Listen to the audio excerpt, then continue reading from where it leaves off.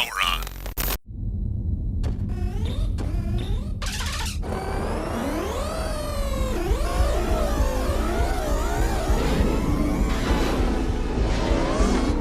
Now entering the gaming grid. The latest gaming news, reviews, and retro culture, as only the man of tomorrow can deliver.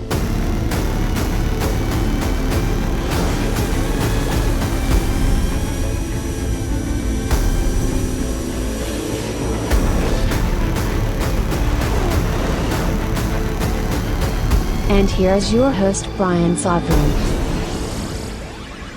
Woo, get ready to turn off your high mem, boys and girls, because it is. Well, you know, I noticed that the next Zomia 1 Underground episode in the Sovryn Tech feed was going to be number 386. And when I saw that, I said, that's a sign.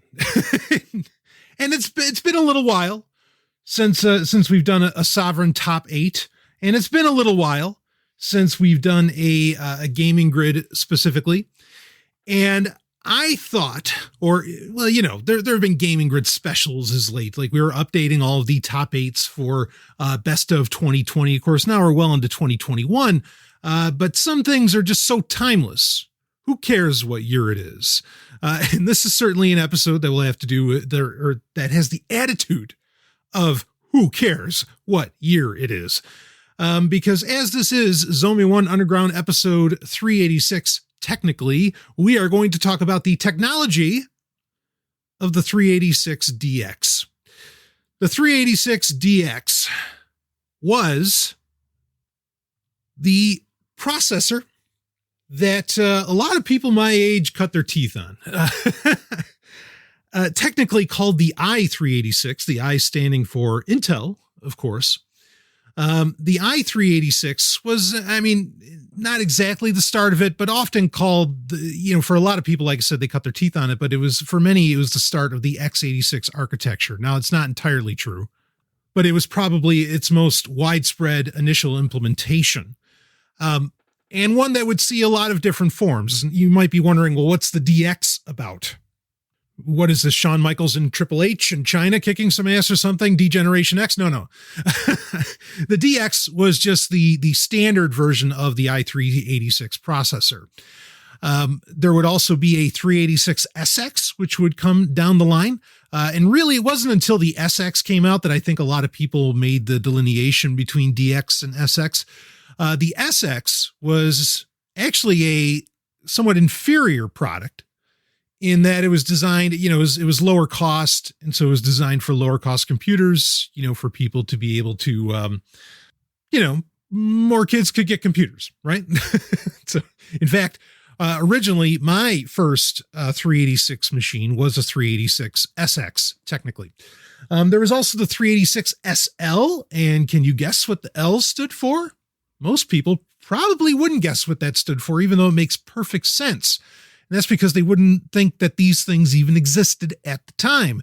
And that is the 386 SL was actually the laptop version, a low-powered laptop version of the 386 architecture.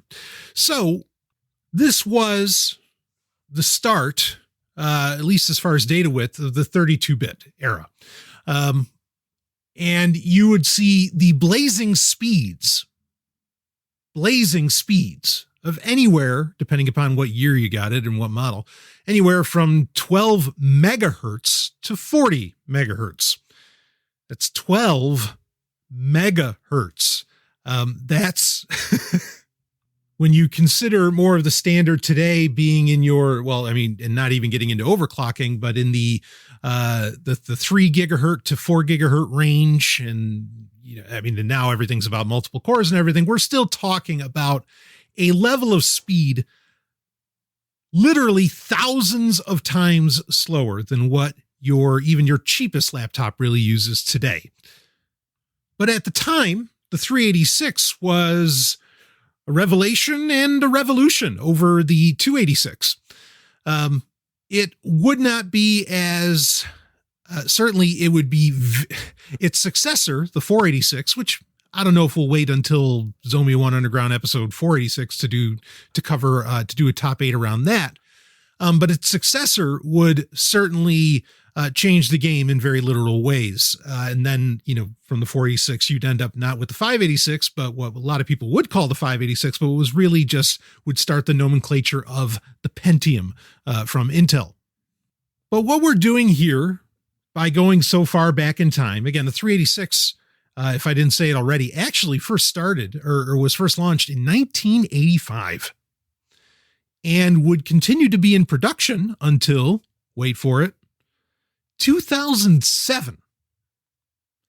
I got to tell you, I had held actually when I was when I got my 486, my 386 was basically put out to pasture as a young person, and I held that 386 processor. I mean, I wasn't like, even when I was a little kid, I wasn't a little kid. I've always been, a big guy. I mean, that thing, it felt like it was the size of the palm of my hand.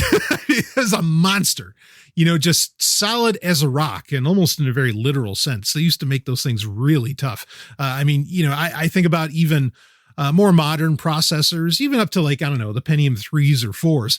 And I mean, you just, especially like with the Pentium 4s and up, you're just terrified of bending any of those pins, even in the slightest on the bottom of the processor. With the 386, you ain't scared of shit. You could run a truck over those pins and they weren't going to bend. I exaggerate a little, but man, what a beast of a machine. And understand that I went, I trace my roots really to the Commodore 64. But the 386 was the Commodore 64 was a real computer. I'm not taking anything away from that. But for a lot of people, and even to this day, it's still just seen as a console. Because it did play games so fucking well and had some genuine classics, fairly exclusive to it. The 386 is what I would really argue my first computer. I've always had computers in my life. My dad just, when your dad's a guy that worked on the Voyager program, computers are just kind of everywhere, even in the 80s. But the 386, that was the one when I remember a very, very young me getting on that and saying, actually, it's funny because what we're going to do here is a Sovryn top 8 of the top 8 games that can be played on a 386 and are more or less from the 386 era. Okay. And I'll talk more about that, why we're going with 386 in a minute. But, my 386 and running, DOS and Windows 3.1 really like set my dreams on fire to be a writer, to be an author, because of just that endless paper. In many ways, what made me into a tech enthusiast at the time, because I don't know how much I could say that these days, but at the time, or certainly what got me into tech and what, very much kicked off my career in the technology world was that 386, more so than any other. Yes, the Commodore 64 was awesome. And like I said, I like to trace my roots to it and I call it my first computer. But the 386 is what got me into computers. Star Trek was essential to that as well. But, just because like, oh, well, this is where computers can go. But then you didn't really see a computer that you believed could go that distance, that could go to that Star Trek future until you got to the 386. And I think a lot of people really feel that way. Some people were more of the Mac type, where the Macintosh came in at that stage and they're like, that's the future. And I'm not going to argue against you, because like that all-in-one machine that was the OG Macs, I love those. Those things are awesome. But the 386, it just looks so cool, and it really did look like the future, and having all the riser, all the cards on it and everything. I left my 386 just, I cracked the case open and would often just leave it open because I just love seeing it. It just looks so damned cool. But not only that, and I guess for my own nostalgia and my own fondness, or origin of my fondness, the 386 that we had was the first computer that was in my room. It wasn't one that we connected to the TV in the living room. It wasn't one that was available for everybody to use. It was the computer that, as well as the 486 that would succeed it for me, was the computer that was always in my room. And that made it extra special as well. And I just used the fuck out of it. And because really, no one else in the house was that interested in using it. I think they got enough kicks out of, the other machines around, or, they'd play their, the NES or something like that, which great, rock Nintendo. I would too. But, man, once, see, that's the thing, is that when you go from the NES and you play those amazing games, or even great games on Commodore 64, and then you get to the games that you could play on your first 386 computer, and, as much as classics and games that I still play to this day that were on the NES, the original Nintendo, that were on on Commodore 64, I got to tell you, when I first played games on my 386, I kind of side glanced down the hallway into the living room, and I could see the NES console and I could see the Commodore 64, and they just, to quote Shakespeare, they held their manhood cheap. They like, they were just wimpy machines in comparison to the masterpieces that I was playing on the 386. These weren't games.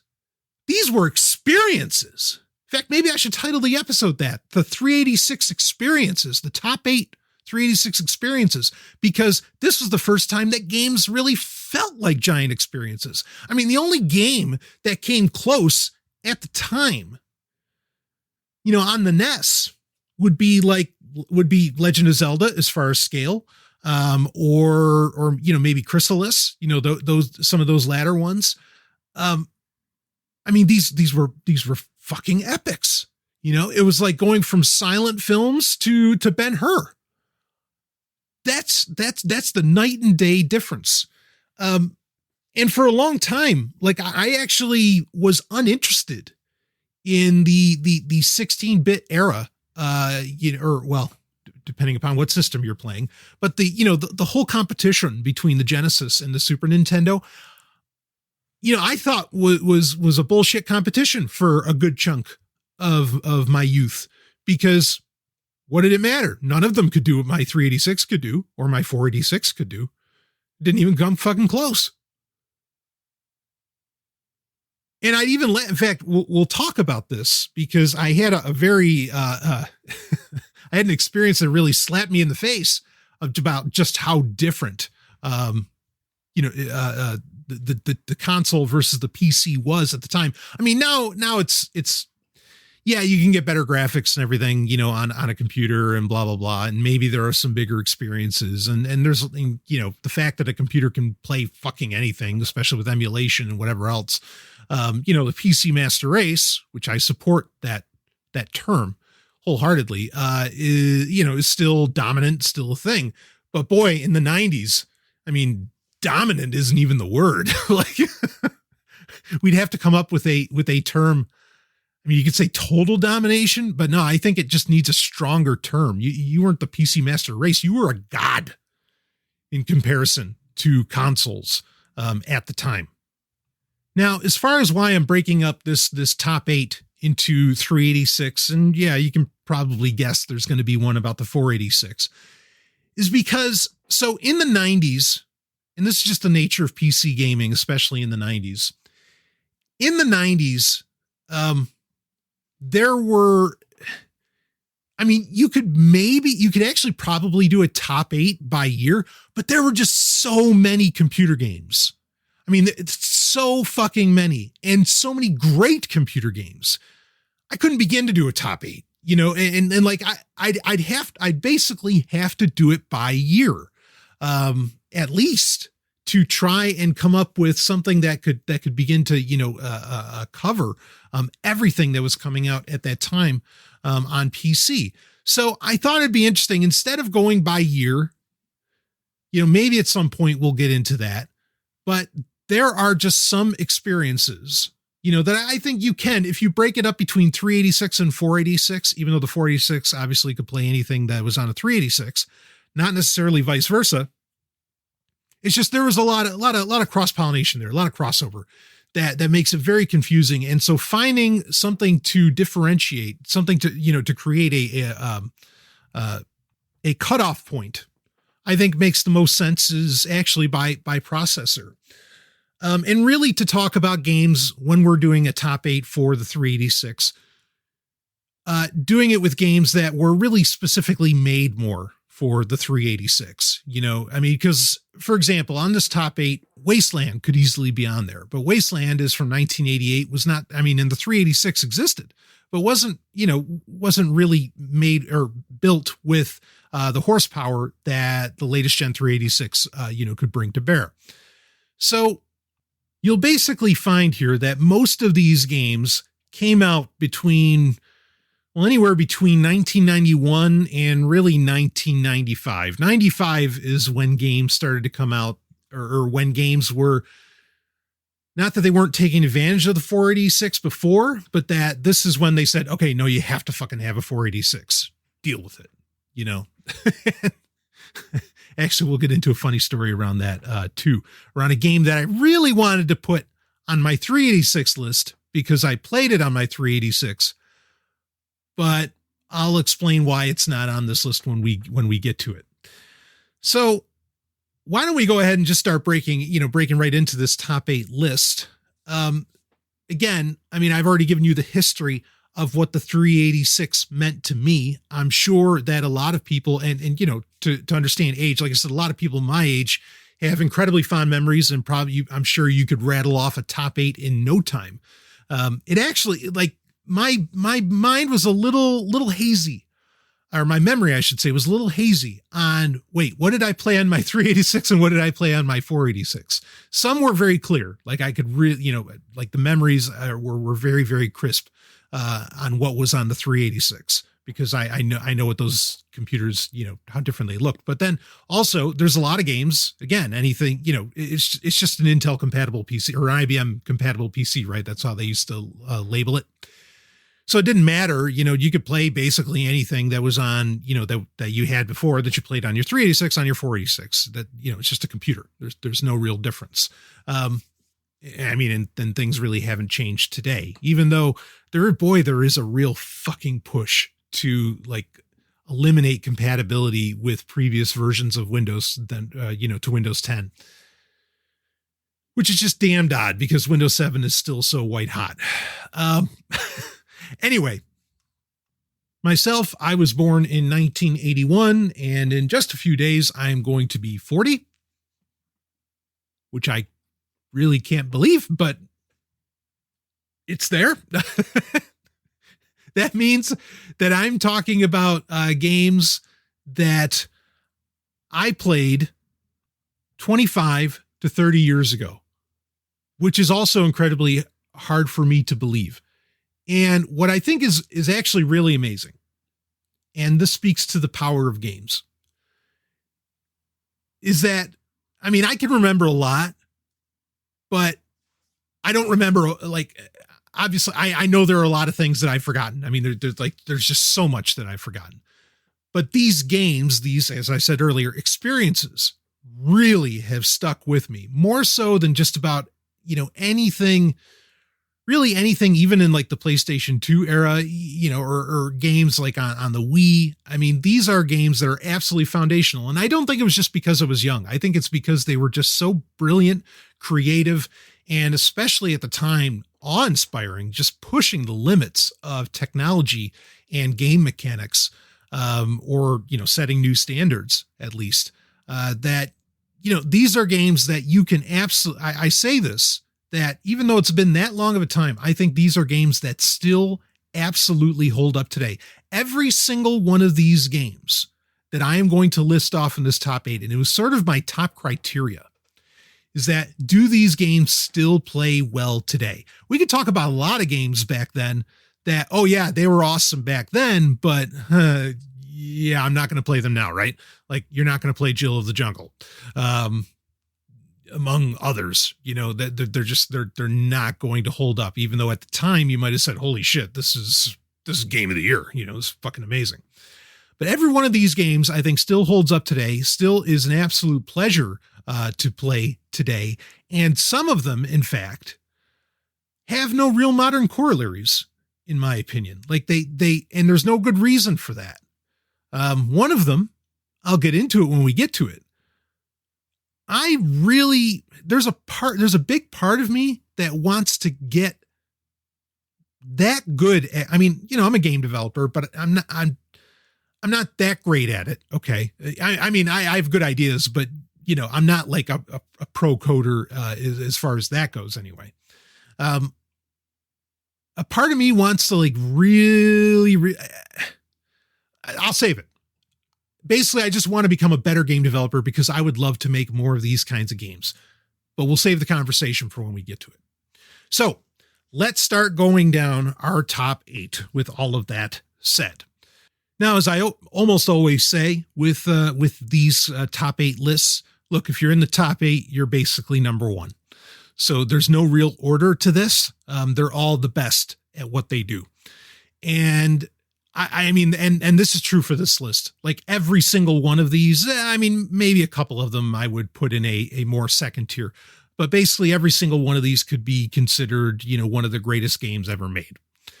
Or if not one of the greatest games ever made, could easily be, like a top game and one that you'll just play hours and hours and hours, tens of hours, maybe even years, rocking. In fact, some games from the 386, 486 era, some people are still playing those games to this day. They're doing 20-year binges. That's no joke. So off the same goddamn save file. It's pretty amazing. But anyway, so number 1, again, it's not number 1, but they're all number 1. Number 1 is a game that I am surprised was never turned into a full-on series. I know there was an attempt, I want to say in 2005, to kind of revitalize it, and it just didn't take off, but that's because the game they made was just kind of generic. But the originator, and again, I still don't understand why this isn't a franchise or why someone else hasn't picked up with this, is One Must Fall 2097 from 1994. Now, understand, I am a massive Mortal Kombat fan. I've even played Mortal Kombat competitively.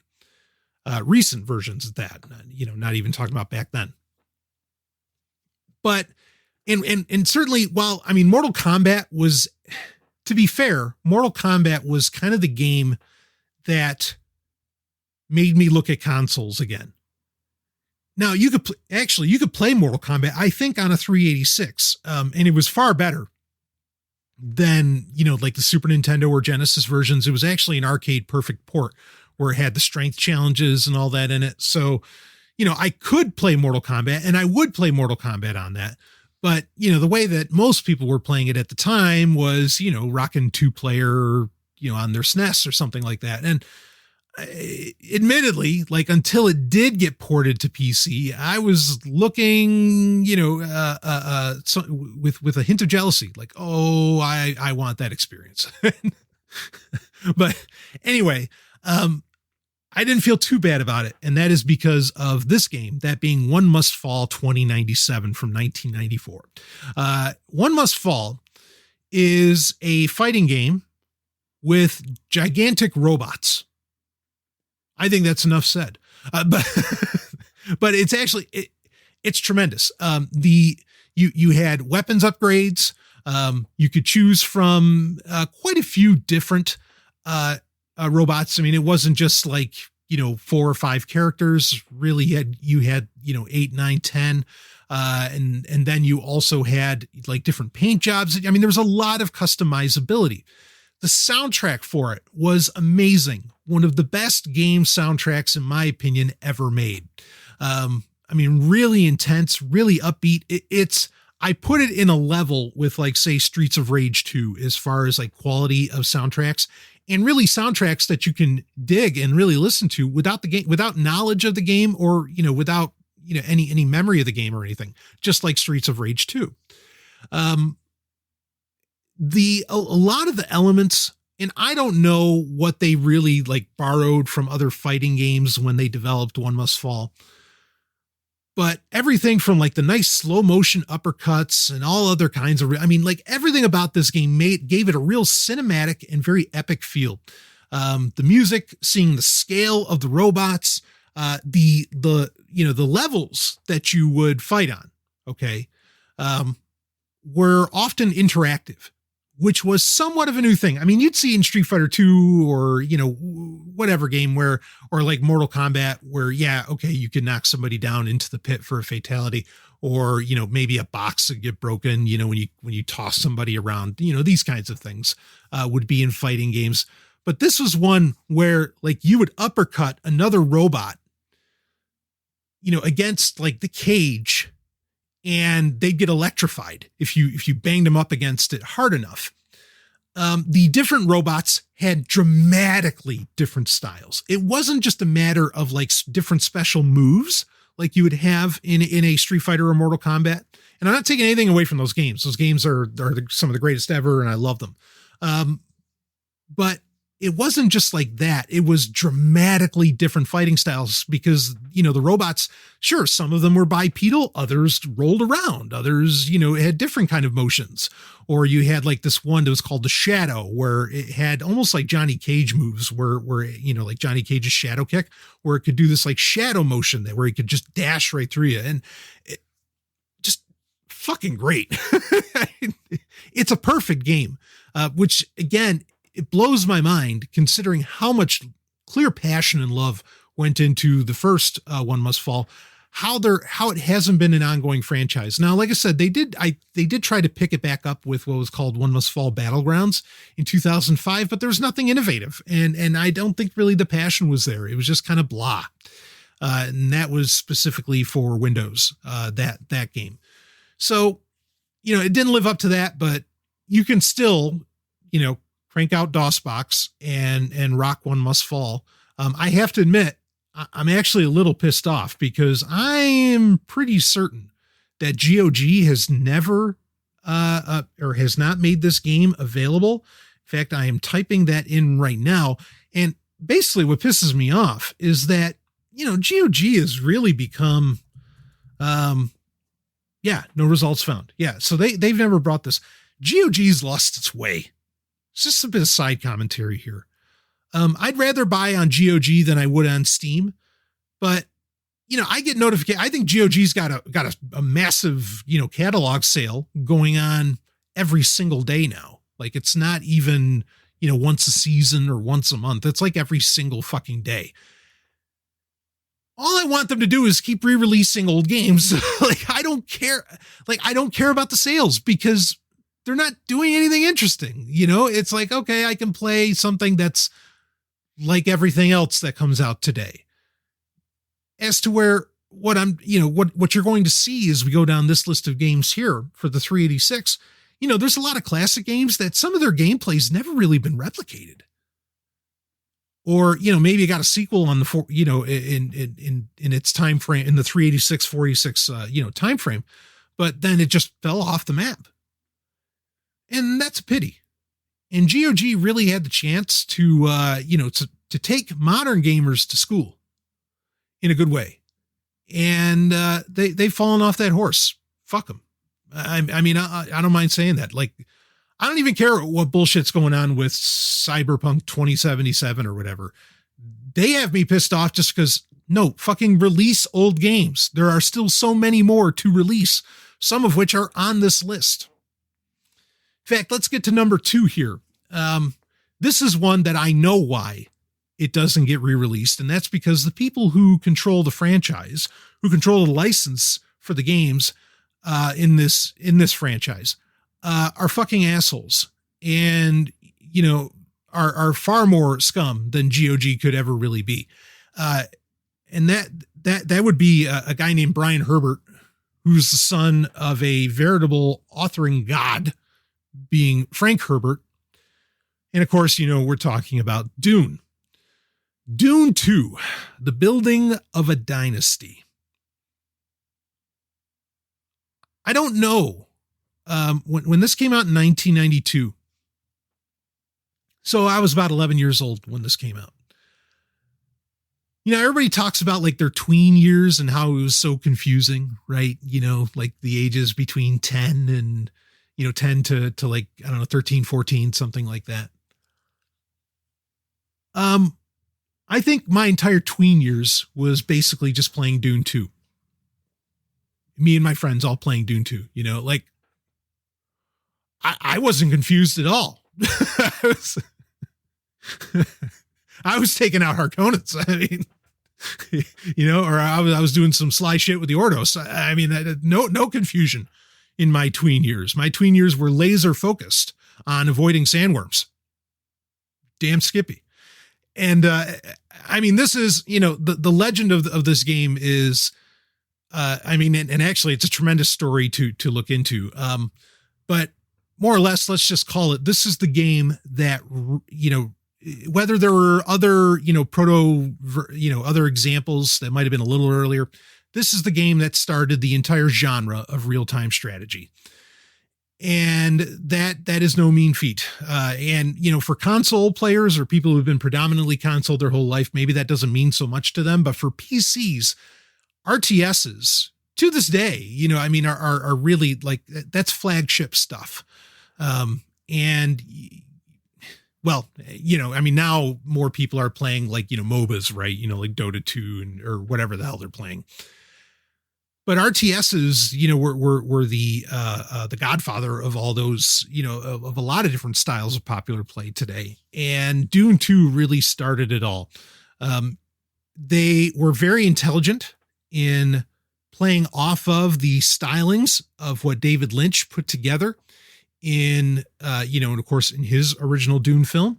And as my man Robin Freebeard would say, there is nothing before or since that looks like David Lynch's Dune. And he's absolutely right. And I'm sure he'd agree with me. Dune 2 is the thing that looks like it, but that's only because it's based on that material. And I think it was very smart of them to, take that incredible look and designs, like even the little things that were in that film, like the trikes and so on. What a great move, to run with those incomparable futuristic designs that were in that film and putting them into a game. So in many ways, it was, I got to, basically play. It felt like the sequel to the movie. And I'll often bring this up because a lot of people would talk about how games based on movies generally sucked up until, maybe more recent times, but even then, I don't think that's 100% true. And I also don't think that was ever really true. I mean, Enter the Matrix certainly broke that mold, I think. And I've talked about that and I think where a lot of people felt like, oh, well, this is a time where it really worked. I feel like Dune 2, The Building of a Dynasty, was, and really the Dune franchise in general, was a case where, nope, you can base games on a movie and they can be fucking great. And these were the games. Okay. Now, shit that came out on consoles, yeah, maybe that rule might be true, but on PC, that wasn't so. I mean, because figure, Emperor Battle for Dune, Dune 2000, all of those, from Dune 2 to those and up, they were all borrowing the style of David Lynch's Dune. And it just made even in not when they were doing full motion video, like they would in later Dune games, it just translated perfectly even to, VGA graphics, right? On your 386, masterpiece of a game, Dune 2. It's probably, again, it's being held up completely by the Herbert estate. Fuck them. And I mean, maybe someday it would end up getting re-released, but fortunately it's easy enough to play, like open source, versions of it, as well as like there's whole websites online where you can just play it, right on the website with HTML5 or whatever. Anyway, you can play this. It's not a challenge to do so, and it still plays, in my opinion, just as well. In fact, I love it for its simplicity. And you can get into other versions where you can put in like Super Dune 2, which has the Fremen and Sardaukar and everything else that, where you could play with more factions other than the original 3. But this is the start. This is the archetype of the real-time strategy. And again, I still think it's absolutely brilliant and plays well. And it's a very true experience for longtime Dune fans. Which is also precious because we don't get respectful content really anymore ever since, Brian Herbert started the whole House Atreides bullshit. That the book series that started with House Atreides and then, has gone on into areas that there's just no fucking way that Frank Herbert wrote that many notes, but I digress. We'll move on to number 3. Number 3 is also from 1994. It's amazing as we go through this list. And when you just go look at like games in 94, what an amazing year that was. If we did want to do a year breakdown, 94 would be brilliant. But in 1994, we got a game that also assuaged, I think, some of the jealousy that PC gamers may have had for their console brethren, in that, a lot of people would look at Mario Kart or even like an F-Zero and say, oh, wow, that looks really fun.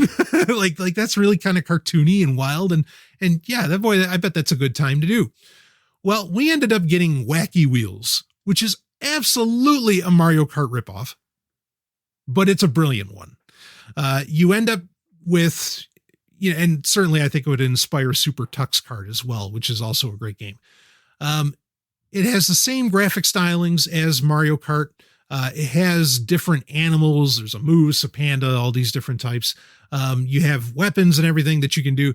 In fact, it's funny. I feel like there are a lot of elements that would be put into Wacky Wheels that would actually end up getting put in Mario Kart games later on.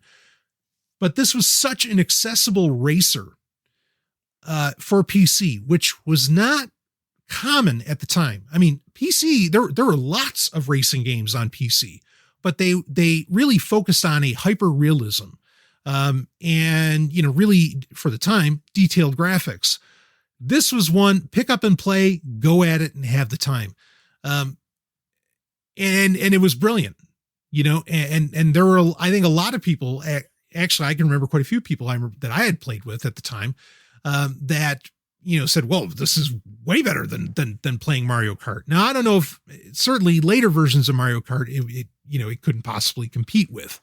And Mario Kart is probably the best selling game series of all time. It's got to be up there by now, if you count all the entries, all 8 or 9 entries, depending upon how you want to count them. But, because 8 and 8 Deluxe, right? Two different games, or, I mean, they're the same, but you get it.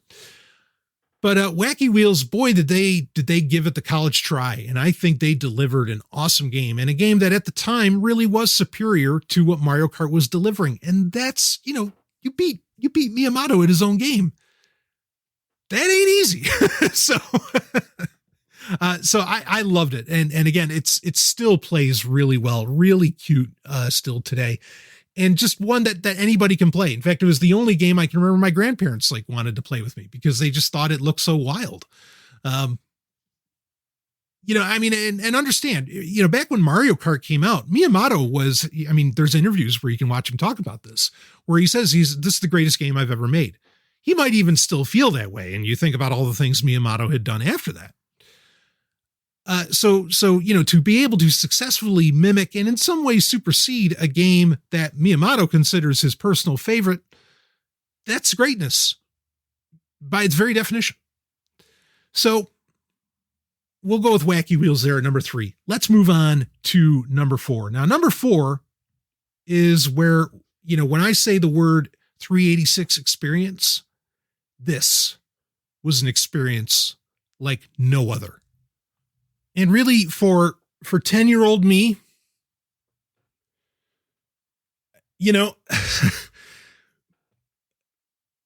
one of the things that people always associate with me, I know this won't surprise anybody, is Star Trek. And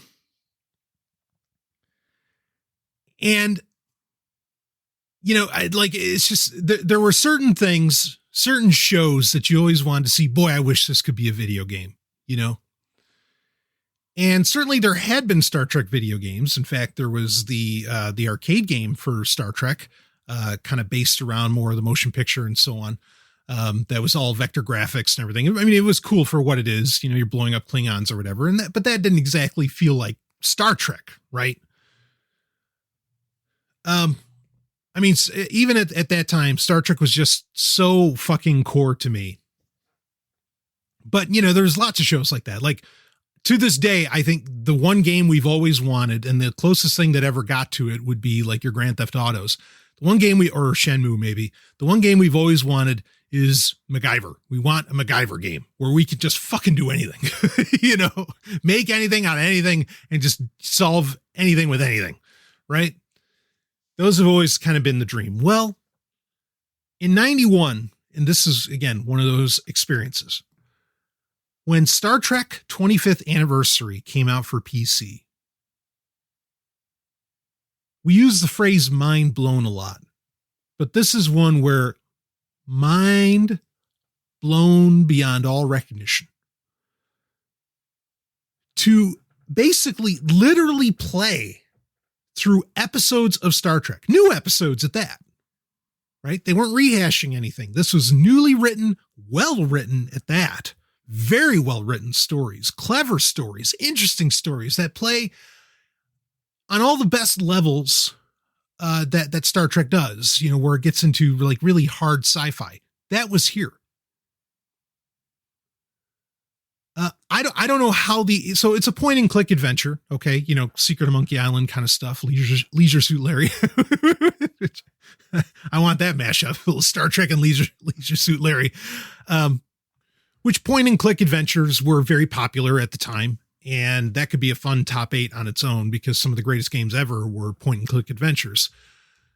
But this one, to have the power of all of those stories, the power of the characters, and to be able to do so many different things, get into starship battles, explore on planets, control power levels on the Enterprise, just doing all the different shit that you could do, going from star system to star system, and even getting to revisit some classic villains from the original series. And yes, this takes place entirely with the original series, but that's not a complaint from me at all. This is, mind blowing. It's the kind of game you think can't happen and did happen. Like you never thought at the time, especially that, oh yeah, I'm going to be able to play a Star Trek game where it actually feels like I'm in Star Trek. No, this was a Star Trek game, and it felt like you were in Star Trek. It of course would have a sequel that I think was superior in every way, not taking anything away from 25th Anniversary. Both of them you should play, but the sequel, Judgment Rights, I do consider one of the greatest games ever made. And both of these, and actually both of them would get like a not a remastered, but they'd get a collector's edition kind of re-release. This used to be a popular thing where games that would initially come out on disc would, get some extra features and get put onto, or, on diskette, and then would get some extra features or whatever and get put onto CD to bolster CD-ROM sales and whatever else. A bit of a double dip, but usually they really did something well and, really brought an improvement to the game. And this was one such case where in the CD-ROM version compared to the diskette version of both 25th Anniversary and Judgment Rights for Star Trek would add in the complete voice cast by the original actors. In fact, Judgment Rights would be the last performance by DeForest Kelley before he died as Dr. McCoy. And that stands for something. Now, technically, and we're not going to talk about it here, there was going to be a game. Boy, it looked like it would have been amazing. Secret of Vulcan Forge, or Vulcan Fury, Secret of Vulcan Fury. That technically had the last recordings of DeForest Kelley. But that never got released. So as far as like released purchasable work, it is the last performance of DeForest Kelley, and he just knocked it out of the park as you would expect someone of his caliber would. But yeah, you felt like you were playing through episodes. And really, you can play both 25th Anniversary and Judgment Rights, and they can be treated as like the 4th and 5th season of Star Trek if you really wanted. And, you know, if in your headcanon you wanted to do that, fucking dynamite, do it. You know, because they're, like I said, it's great writing. You know, it's not only like intriguing puzzle gameplay and everything, like it's actually great writing. So these are just must plays, especially if you're a Star Trek fan. Like there's just no, you're getting the performances from Shatner, you know, Nimoy, Kelly, Nichelle Nichols, James Doohan. I mean, you're getting all of it. How could you not want to experience that? If anything, go watch the game movie on YouTube. But anyway, yeah, Star Trek 25th Anniversary, that's at our number 4. Going to number 5. This is where, you know, the idea that somehow like mobile gaming is what brought on casual gaming, that's horseshit. These are games that there's a couple games on this list that I feel like you can really are so well done. You can almost play them mindlessly. Like you can almost be in a, dare I say, a state of gnosis. You can almost be there and play these games. This is, in fact, this series would end up on other platforms than just PC, but Cannon Fodder, just a lot of fun, brilliant kind of game. It's kind of what you would call a real-time tactic, a real-time tactics game. And this is one of those game styles that I feel like has completely died and fallen away. And I don't know why, because I love it. I don't want to get into that big conversation here, but it has a bit of an isometric view. Okay. So it almost has a 3D effect, even though it's really just 2D graphics. But just a lot of simple, fun play. And the game doesn't take itself seriously. You're controlling like a little platoon of anywhere from like 3 to 5 guys. And you're just going around and, you know, whatever the mission objectives are, and you're really tiny. I mean, you're really, really tiny. It's almost like the Army Men games before the Army Men games were a thing. And you have to shoot little guys, and there's some real strategy involved too. Like if you get into water, you can't fire your gun, but maybe you can lob grenades, and you might have to blow up buildings, but then you got to be careful because the roof can come off of the building and land on your little guys, and then they all die. And like they go up in rank the longer they stay alive. So there's incentive, even though it seems like you have an endless stream of new soldiers, just like in real life. No, I'm kidding. There's incentive to not, you know, go through them all and to see how far up the ranks, how long you can keep them all alive. But again, it doesn't take itself seriously. It has very comedic elements to it. And it's cute, if anything, ironically, I know, but really play it. You'll see what I mean. And I love the simplistic gameplay of it. And, you know, eventually you can get in vehicles and you can do all this other stuff. And there's a lot of, there was a time in the 90s where, especially, you know, PC game developers were trying to create these more casual experiences. Like you think of Yoda stories, right? Star Wars Yoda stories, where it's just this little game kind of off to the side. Or they did one for Indiana Jones as well, where it's like, yeah, you can get into it. It's kind of off to the side. Or even Starship Creator for Star Trek, where you could go into like a mini mode and basically you could have your ships doing missions while you're doing other shit on your computer. There was a little while where they were trying to do this, where it was games, you know, sort of in the background. Now, this isn't a game that ends up in the background. It doesn't play by itself in any way, but it is one that I feel like, you know, you really can just get into it. The controls are just dead simple. But there's a little bit of addictive strategy to it and interesting incentives to keep you going and to actually try hard if you want. So I love Cannon Fodder so much. And they did make a sequel, which, you know, just improved on the formula. Again, I don't know why there aren't more. This is another one where there should be plenty, but still plays perfectly well today. The next one is similar in abstract, not that it's real-time tactic or isometric or anything like that. Abstract in that this is a game that the controls are just so simple and tight. And there's just enough to make you, to get you interested or to keep you really interested. But the controls are just so fluid, especially with a mouse. And you wouldn't think you'd want to play this kind of thing with a mouse. And you can kind of play it mindless. It's just, it's a brilliant little game. And this is Raptor Call of the Shadows from 1994. This is basically a top-down shmup. Think you're like, 1943 from Capcom and that style.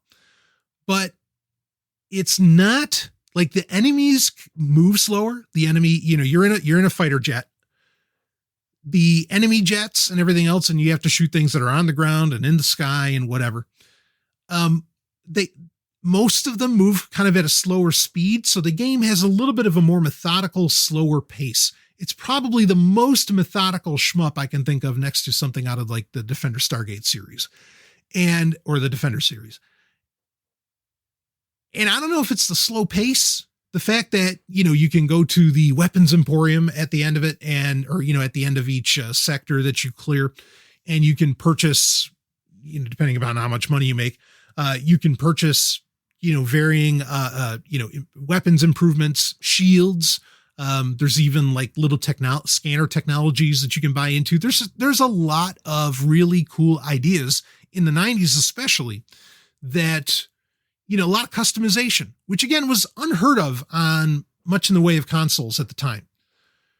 And that was really setting the PC apart, not just the significantly better graphical power, but really the customization and depth of games, even games that were, you could argue, are fairly simple to play, made them something special. And again, just the tempo, that's the word I want to use here.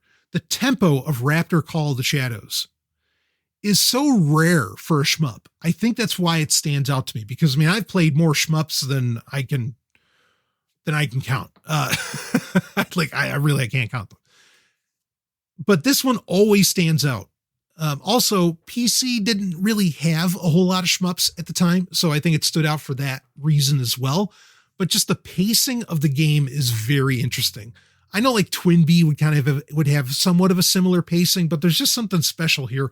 And the fact that you could really switch out and choose between weapons, and that you had to switch, mid-sector, like while you're playing in real time, you'd have to switch between ground-based weapons or aerial weapons, or do you want to use something that can kind of do both? That was really cool. Or having weapons that could track really well, like the minigun that could just like send bullets everywhere. But then like you could also, you're controlling this fighter jet with your mouse, move it a bit to the left, and like that sort of that stream of bullets that you're sending out, if you move it quickly to the left, it would turn into not a stream like you're jizzing somewhere, but it would turn into like this wall of bullets, just based upon the physics of the motion that you're doing. And little things like that just make it, almost a hypnotic game to play, because it just feels right. So awesome experience. You can get it on Steam. You can get it on GOG. There's like different versions. I think Steam has like the 2015 version. GOG has the 2010 version. I don't know necessarily what the differences are there, but it's a classic any way you're going to play it. It has a few different sectors to go through. You'll play it for a little while. You can really, especially if you do it right, and like once you get kind of the most expensive weapon, the big laser cannon that just blows up everything, you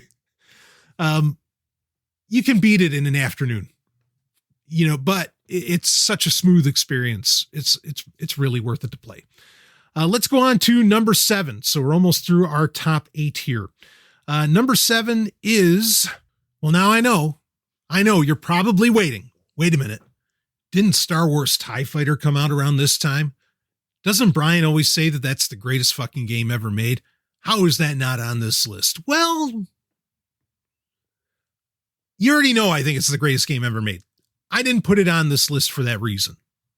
It's a no-brainer. Okay? Put it in number 0 on this list if you want.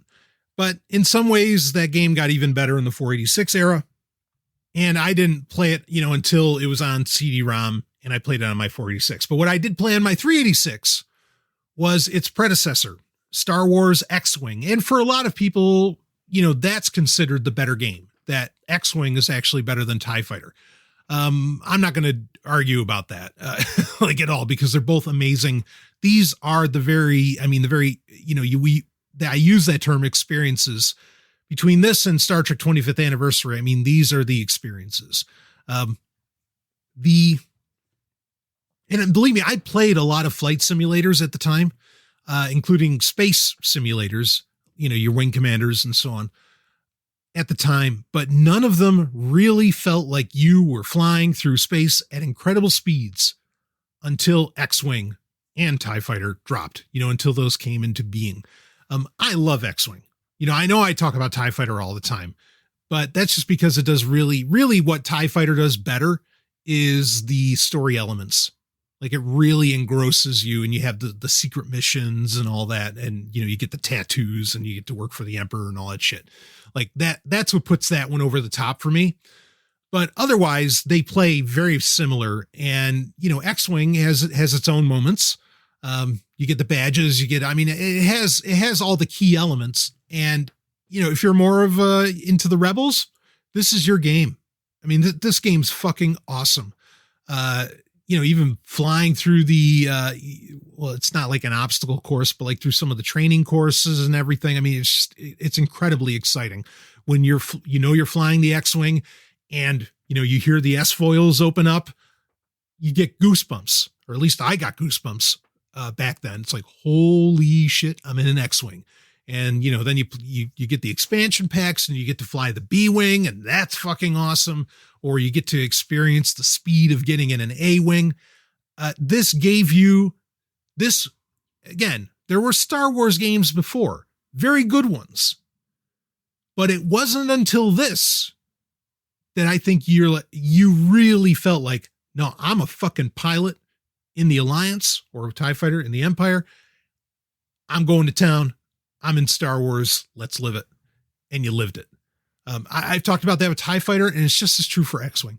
These are lifestyle games, as in you could basically live these games in the time that you could still keep living them even when you're not playing them. Right.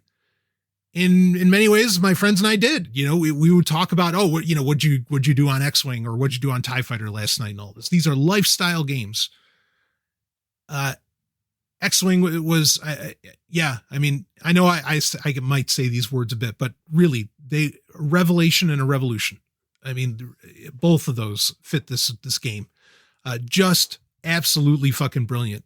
And it's almost an insult that Star Wars games, for whatever reason, still can't just be this good. I'm baffled and not baffled, EA, that's not the case. But anyway, genius game, and still plays beautifully today. It really, really does. I'll tell you, and this is a series that would do a lot of different things.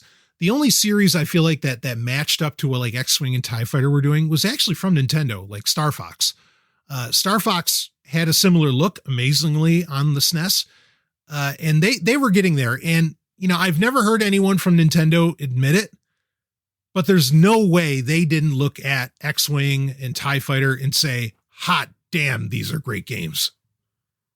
And then go off and make Star Fox. There's just no way they didn't do that. That didn't inspire them. Had to. So anyway, let's get into, we got one more game here to list off. Let's do number 8. And this is one I kind of hinted at earlier. Number 8 is a game called Breach 3. This will probably not appear on anyone else's list, regardless of what whatever the metrics are for the list. Like what makes the list? What is the purpose of the list? This game, I basically guarantee, will never, unless you were doing a list of real-time tactics games, which again is for some reason kind of rare, certainly in the isometric view. I guarantee this wouldn't appear on anyone else's list. I don't even know if anyone else would remember this game. I gotta admit, I get so annoyed. I'll watch some, I don't know, Matt McMuscles or whoever, even like Toy Galaxy, Retro Black. No, not really. I love them, but there's a lot of YouTube channels that basically deal in nostalgia. Okay. They're crack dealers of nostalgia. And I appreciate what they do. I'm not insulting their work in any way. I get a little annoyed. I'm not really annoyed at them. I get a little annoyed because they'll always crack the joke about, oh, but you don't remember that. No one does and all this stuff. And every time they say that, it's something I absolutely fucking remember. Not only remember, but probably might even actively still play now and again or look at, or it's on my fucking shelf. Like this is the stuff that I remember from, all those years and all that time. And, I know they're not wrong. Most people don't, but that's what I get pissed off about is that like, okay, so what you didn't think about, you didn't think about Robotech, or you didn't think about Viper, or you didn't think about whatever until Toy Galaxy did a video about it. Like this is a shit that's running through my head all the time. I'm always thinking about all of these things. And I guess I find myself annoyed because, after these guys will cover some of this shit, then people will get into it. But if I say it was great, whatever, that's Brian Sauer, who, what the fuck does he know? Blah, blah, blah. I mean, like that's, or for most of my life, I feel like that's the attitude that I've gotten, right? And it's not hipster bullshit. Don't give me that. The problem is it's not about being hipster. It's about people won't get into shit until someone popular, like maybe really popular on YouTube, gives them permission. Basically, people won't get into shit until they have permission to like it. Whatever that permission looks like, whether they get to like it now because it's hokey or because, actually we found out, wow, years later, this is really cool, or, whatever the fuck it is. And I hate that. And I hate those people. I don't hate Toy Galaxy. I don't hate those I love those YouTube channels. Okay. I hate the people that only get into shit until someone gives them permission to be into it. That's what I fucking hate. It's not about being hipster. Fuck that. I've never been a hipster. I've never been cool. Ever. Drives me nuts. And it's not like it's because I want to be seen as somebody who has great taste or something like that. I mean, sure, that's nice if I was, but it's because it just shows how people really don't think for themselves. Like this is why, unfortunately, critics are in business. Well, the other reason critics are in business is because, they have like foreknowledge that, I don't know, a remake is coming, or there's going to be a live action movie made about something, or there's going to be a new show on Netflix or something like that. And they're basically priming the dum-dums, for when that happens so that they can pretend, oh yeah, I know about that, when, like these YouTubers say, no, you totally forgot about it, you morons. They won't say morons. I wish they would, but whatever. It's just like Ellen was talking to me about this. I don't think she'll mind me sharing it. Like Ellen is somebody who's also, I think, really on the cutting edge of like really intellectual, kind of deeper stuff that's out there. And like she was talking about, okay, I mean, and this has nothing to do with the person. I don't mean Ellen. I mean the person I'm about to say. Grimes. Forget about the person because she's nuts. Grimes, that is. But we were talking about this and Ellen's just like, the only, like everybody says they listen to Grimes now. You know why they listen to Grimes now? It's because she's with Elon Musk. It has nothing to do with like, them actually necessarily liking Grimes's music as to where, and it's true. Cause like now, we'll go to places like the gym or wherever else, and they'll be playing Grimes. Like somehow her songs from like 06 or something are modern hits. Right. And I mean, you got to respect. I mean, who the fuck titles their album Geedy Primes? And you know exactly what that is, right? Like, I mean, it's a Dune. That's like the ultimate pop Dune reference. It's so great. But yeah, people are only into her today because, or likely, or at least most people even know who she is more because of Elon Musk, not because of the quality of her music. And that's bullshit, right? Again, it's people needed the permission. Okay. And the permission came really in this case from Elon Musk, which, you want to talk about cults of personality. You want to talk about cults. Let's talk about people who think Elon Musk matters, or is doing anything worthwhile and good. He's not. Newsflash. Newsflash. Sorry. Anyway, I don't know how I got down this road, but let's get back on the main road here. Something that, boy, I wish, I guess, that somehow would come back into vogue and taste, and that I guess people would have permission to like again, are, real-time tactic with that nice isometric view where you're dealing with the whole team. And maybe I'm missing the games that are out there that do this. Again, real time. I'm not talking about like, Final Fantasy Tactics or something like that. I mean, where they're like shit's in motion. The Breach series was really the leader, I think, at the time, with this.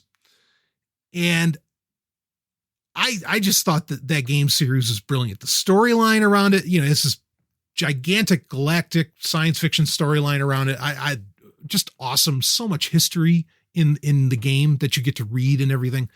And Breach 3 was really the last of the series. I thought it was fucking brilliant, where you're commanding this entire squad and, you're either defending or invading, or checking out, doing a rescue mission, whatever you're doing, in the game. And it's just so cool. Star Trek actually had a game like this, and a lot of people, I guess, didn't like it because they didn't feel like it felt like Star Trek. I get that a Breach style kind of invasion game doesn't feel like Starfleet anyway within Star Trek. But at the same time, doing squad based missions felt very much like Star Trek, because it felt like that's why they called it Star Trek Away Team, because it was a fucking away team. And I didn't hear anybody complaining about, Elite Force, right? Star Trek Voyager Elite Force, when that's a first person shooter, like if there's anything that's not Star Trek, but anyway, Breach 3 really had me set up for that. And I still love Star Trek Away Team. I think that's a great game, but Breach 3 was awesome. Now, this is the type of game, like I said, that really seems to have gone out of fashion, and that I would love to improve my capabilities as a game developer, because I would make these kinds of games all day long. I love it. It's very unique. And it fits right in kind of with the canon fodders as well. But Breach 3 is like the super serious, more strategic version of that. And, and you get to bake in the story, you get to have conversations. And again, it's that squad based aspect to it, more of the tactical. I mean, because sure, you can have, isometric, Diablo, Ultima, whatever. I mean, that's fine. But where it's more squad based and you really got to think things out, it's like mixing, I don't know. It's like mixing a third person adventure game with chess. That's how you can think about these kinds of games. And they're so much fun. It's so cool to have that kind of gameplay. And I think in some ways, take for example, like World of Warcraft, where you have your different, whatever players with different abilities, you have your healers, you have your, magicians and whatever, and you all kind of work together to do a raid. Yeah, I mean, really, they just lifted that from these kinds of games. Like that abstract style ultimately comes from these kinds of games. And just consider how excited people get when they're doing a raid, and imagine a game that's kind of really based around that with awesome story. And that's the Breach series. And I think Breach 3, took that to at the time, its heights. I think it could go further, and I'd be honored to make Breach 4. Who knows? But regardless, I put that's number 8 in our Sovryn top 8 games for the 386. That's from 1995. That's definitely at the tail end of what was meant to be played on the 386, but it's a hell of a swan song for that chipset. I mean, it really, really is. And again, that's a game I guarantee you will not appear on anyone else's list, because that's how we got into that big side conversation. No one else remembers it. I mean, they don't, and GOG fucktards will never release it, probably because, they don't actually release old games anymore. And this actually, I'm not going to spend a ton of time on this. And I know other people have talked about this, and I know why it's never going to happen and why you always have to build it yourself, because it's just, it'd be a real challenge, but it'd be a beautiful thing. Sadly, it seems like the retro console craze has basically tapered completely off and lasted all of a couple of years. And it is really sad. And to some degree, I blame Sony, because they did such a cash in, piss poor job with the PlayStation Classic, that I think it just burned the market. Like, it just lit it on fire, and also Nintendo didn't go any further. And I know I have a good ideas probably to why. I mean, I imagine it has as much to do with Switch Online as anything else, but my favorite mini console out of all that came out, and I basically had all of them. Some of them I've sold off, gotten rid of, because I just never touched them, and I'd rather have somebody else, with purpose, have them. So, or I have the games that are on it in a collection, say on my Switch or something like that. And so that's fine.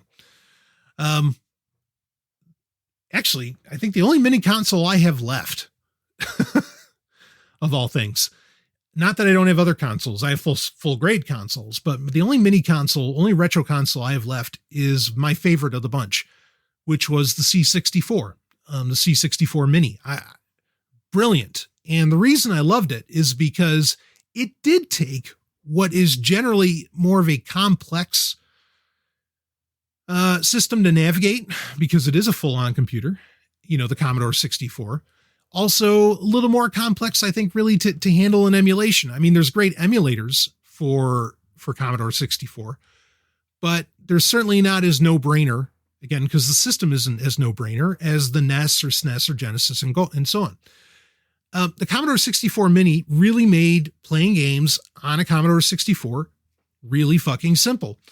And it also, its biggest win, in my opinion, was that it allowed you to add games. And when you realize that the Commodore 64 game making, market/machine is still running wild today, as in there's plenty of new games made, even in 2021, that becomes really, like, calling it a retro console is a misnomer.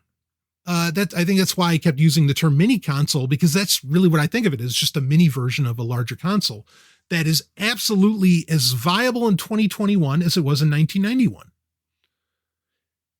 And it's a shame that we can't get that with DOS games. Like, I would line up for a mini DOS box, right? And again, yes, you can easily make your own. Yep. Break out your RetroPie, break out, whatever. Okay. I know you can do that, but it'd be really, really cool to have something that was based around DOS, particularly, and do the cutoff of 386 or 486. That's fine. To have that in like a C64 mini package, right? And make sure it has USB ports on it and everything. I know I'm not the first person to suggest this. I know the challenge that it would be. I understand. I know why it doesn't really exist. Or if it does, it's done by enthusiasts and it's not like a standardized product like the C64 mini. But I'd really dig seeing something like that. That would be, and especially if, like the C64 mini, you could add games to it. Hot damn, that'd be slick. I'd be all over that. That'd be so cool. Because there's a lot of these games that, it'd be awesome if you could just toss the zip on there, and this DOSBox Mini could simplify the process for a lot of people. And you want to talk about something that would make a lot of retro gamers do that. Make that process easy, and you're going to have retro gamers come out of nowhere in droves. And I think that ultimately would only improve the gaming community overall, because they'd see what kind of great games that no longer get made today, what they were back then and how well they do still hold up. So maybe one day someone will figure that out. But I know it'd be an effort, and frankly, it'd be an effort to get like even modern gamers to sit down in front of it, that too. But I if you put enough hype around it, I think it'd be interesting enough. Anyway, I know you can do that. I know that there are, more simpler ways to make that happen that exist already, but I'm talking about, something very prepackaged and that has a little bit of a marketing machine around it. That would be awesome. So anyway, that's it. We'll wrap this one up. Your top 8 386 experiences. I don't even want to call them games, experiences. Because they are just that. And if you haven't played any of these or even just some of these, every one of these is a absolute must play experience for any gamer. And if you are into Star Wars, if you are into Star Trek, these are just must play games. All right, wait a minute. Before I wrap it up, I said there was a game that I wanted to include in this list. Note, there are no first-person shooters on here. I could have put Blake Stone. I love the Blake Stone games. Could have easily put Doom on here, the original Doom or Doom 2. Both tremendous experiences. For me, the best, minus Duke Nukem 3D, the best first-person shooter or Shadow Warrior, the best first-person shooter experience of that era on PC was none other than 1995's Rise of the Triad. Technically, you could play that on a 386. Here's the rub. And it was one of the things I think that actually pushed me to get a 486 is that when you would hit the EXE, when you'd start the EXE for the game and you'd start playing the game, you'd get through the menu fine and everything. But once you got in game, suddenly the screen was really, really small. And the frame rate would be all right, but it'd be really, really small. And underneath the small screen that you're playing, and you'd have to, get up with it on a magnifying glass. Underneath the small screen, it would say in little orange letters, it said, buy a 486 already. or no, I think it said get a 486. It was just telling you like, okay, yeah, you can play it on a 386, but don't, And the attitude of that fucking game, that's what makes that thing so great. I love that. It just said, get a 486. I want to say Quake did something similar, but anyway, it doesn't matter. Rise of the Triad. I thought that was so funny. So next time we convene, perhaps we will talk about, I got a 486 and what did we do with that? Back in those glory days. And anyway, we may cover that next time, but plenty of other shows and types of shows to appear in the Sovryn Tech feed, as well as new episodes of Sovryn Tech to come. And I will see all of you on the other side. Game over.